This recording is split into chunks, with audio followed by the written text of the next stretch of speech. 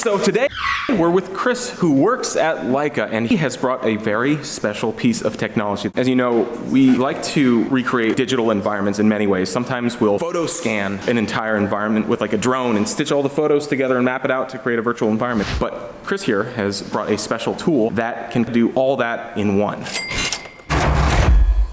Our goal for today is to photo scan our studio and the loading dock and get a 3D model and a digital recreation of our entire workspace for their use. But, so what is the main difference between using this and that? Because they're both 360, we'll both get 360 images from it. Sure. I mean, the big difference is they're actually using a laser to collect measured points to create a 3D model, actually. The laser's on the inside and it hits this mirror, this 45-degree angle mirror.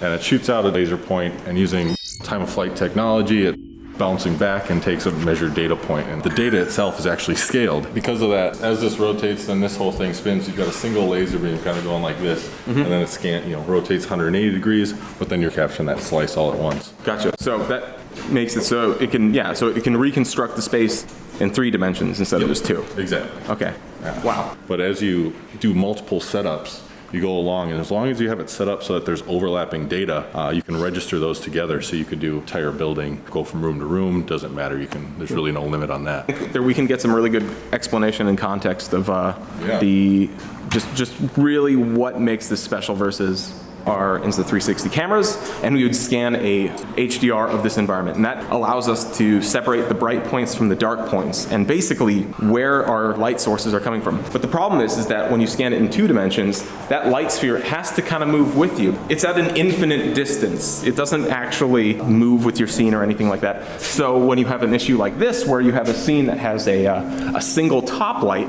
when you scan your HDR, whenever the character is standing directly beneath the light, it's going to look completely natural. But suddenly, if the character steps in 3D space away from it, that 360 HDR, it's not going to move away. It's going to stick with your scene. So when it came time to render that video and light it and do all that stuff, we had to basically go through and in 3 dimensions put light sources back where they were. That made it so we couldn't rely on just our image map to recreate the scene. However, when you start using this, and you have the LiDAR that actually scans your environment in 3 dimensions, you can feasibly have a fully functioning 3D lighting environment that allows any characters to walk around in it and have the light sources react appropriately. So yeah, basically it makes it so your lights stick where they need to be.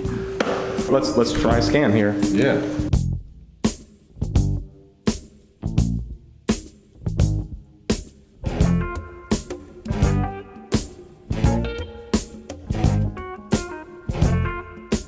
I just like how it's accurate, like that idea of accuracy and like bringing a lot of the guesswork out of it is so cool. All right, this is just like the highest tech looking interface. Yeah, absolutely. Next steps to come.